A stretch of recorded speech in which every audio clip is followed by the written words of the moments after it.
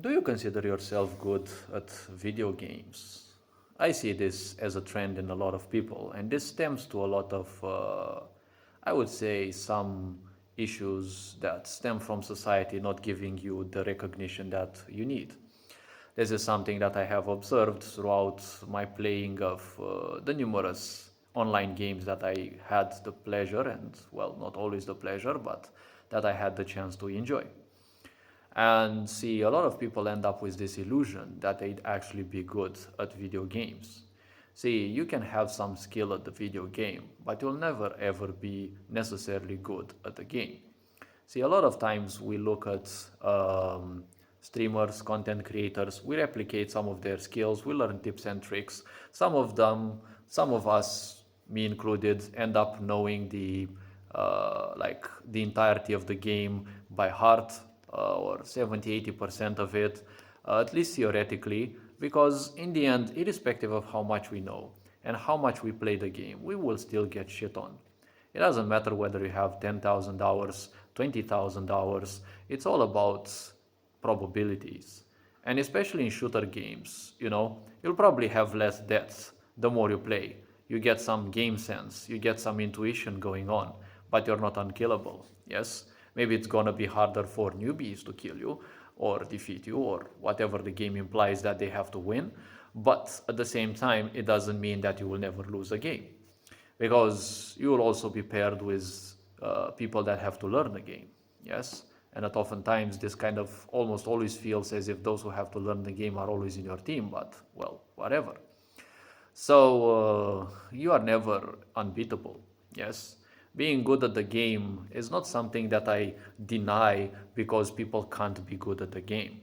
There is something more perverse in here. A lot of times when people say they are good at the games, my emotional intelligence tells me that their message is completely different. They lack recognition in their life, so they build this ego around that favorite game of theirs. Yes? And they live as if each and every game that they play they must win because the more they win, they have their own recognition. Yes, they no longer seek the recognition of the others.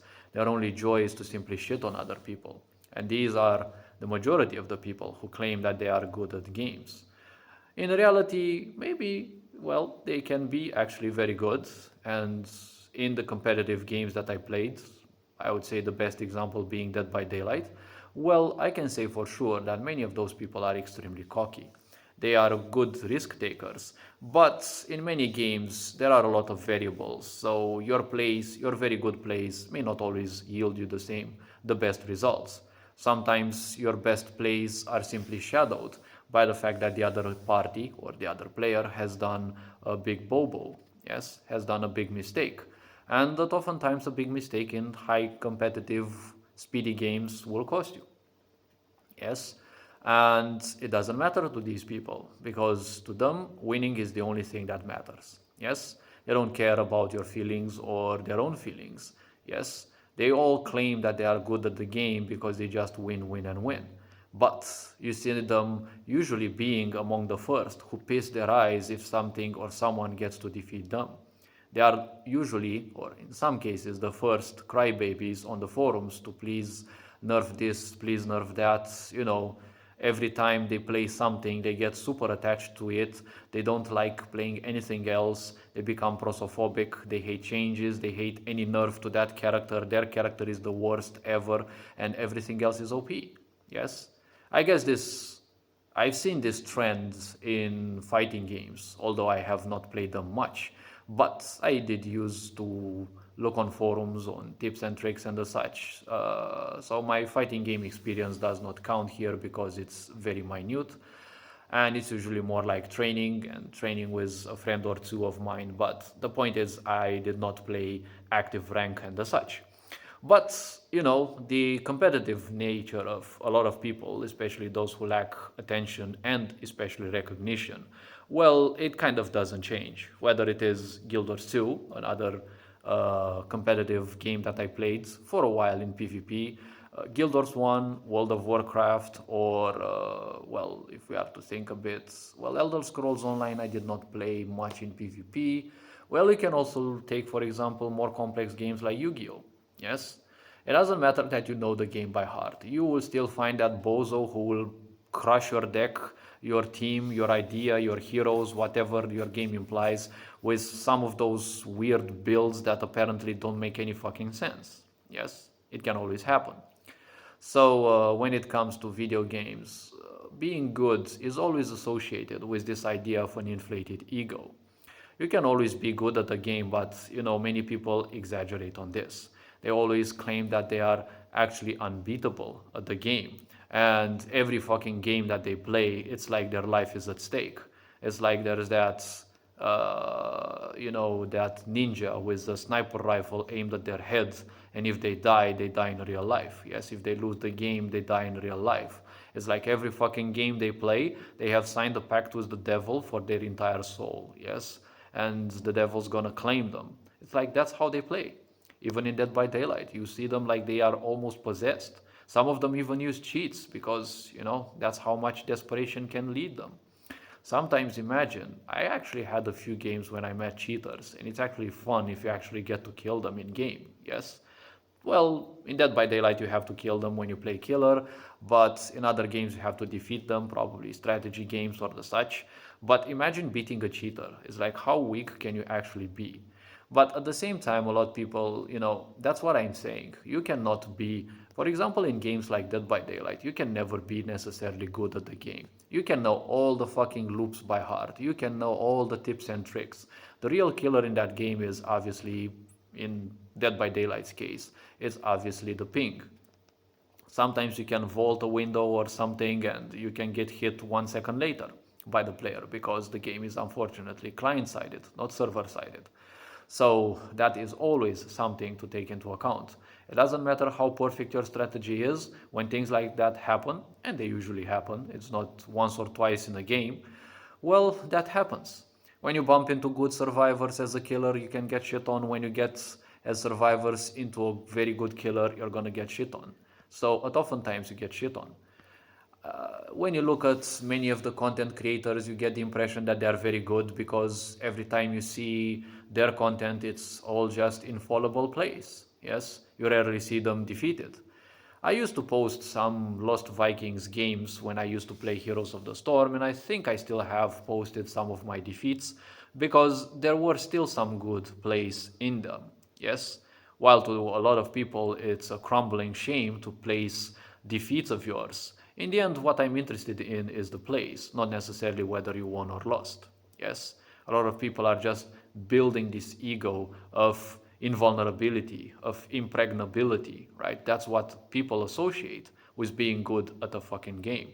See, the very simple point is a lot of these people, unfortunately, fail at the biggest game. Yes, your virtual life doesn't count shit much unless you actually make some money out of it or some recognition and you find good friends that you spend time with.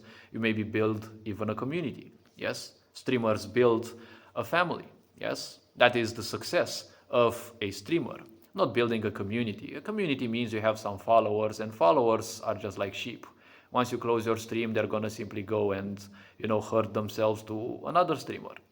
Not that there's anything bad about this, but it just kind of shows that they are not necessarily interested in you. You're just a good distraction for them.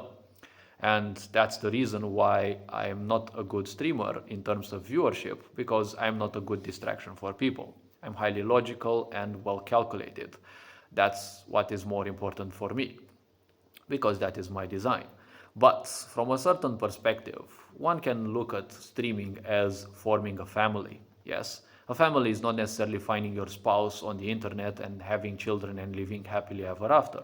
A family is what I call a close circle. You find a few friends you play with, not necessarily regularly, but every now and then during your stream you play with them. They're your bros, your homies, whatever you want to call them. They're there, they're always gonna throw a view, or they're gonna lurk around and they're gonna help you succeed. It doesn't matter whether they can't play with you for some months, they're gonna do whatever possible to support you. Sometimes these people will not be able to help you.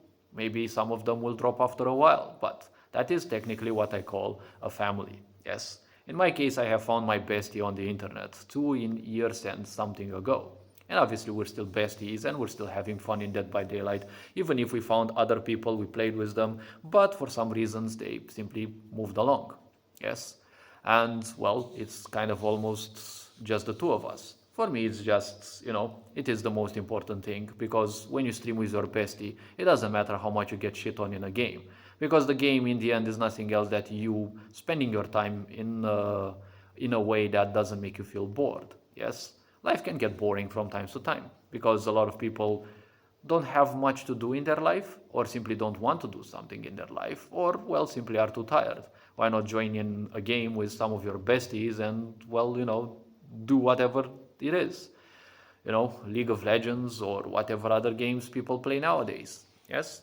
So being good at the game means knowing things. Yes? I usually end up being the walking encyclopedia of almost any game that I play passionately. And that I can say, for example, Poxnora, or, well, I used to be like that in League of Legends. I'm partly a walking encyclopedia in Dead by Daylight because I don't know all the stuff, but, well, I do know what I know. And, that is something that one may call being good at. But the point is, infallible is unfortunately something that a lot of people use as a synonym for good. See, humility is something that humans need to understand in a video game. Yes, that's why video games rarely faze me. I usually get fazed when I play with friends. When I play solo, I'm very chill. I simply cannot care. I'm simply unfazable by anything. But when I play with others, especially if there's more people, I may grow a few expectations, or I may be simply invaded by their own expectations or the emotions of others, because I'm very sensitive to such things. Yes, these have a very great influence in my life. In other people's cases, maybe it doesn't matter because they're not that open to their own emotions or to feeling other emotions. Nothing wrong about that. But in my case, I know my functioning, and well, I prefer playing solo in many situations because in the end, it's much easier for me to handle everything. I cannot be fazed by a game, I cannot be angered by a game, irrespective of how shitty the team is or how toxic the other side may be, because in the end, I don't have any fucking expectation about the game. In most situations, I just grind the game because I need the points, the rank, or something for rewards or something possible. And my only objective is how optimized I can be to gain as much as possible out of the game in as little time. Yes, this kind of humility would serve a lot of people well, because I bump into a lot of people who simply act as if they are some kind of chosen ones of fate, and that each and every game that they will play, the victory of that game is, something that God will deliver to them on a silver plate, or probably a golden one. Yes, this is not something that will ever happen. Yes, sometimes you lose, sometimes you win. One thing I have noticed in my life is something that I call the karmic games, or the karmic matches. These are the ones that I feel from the start, that everything that can go bad will go bad.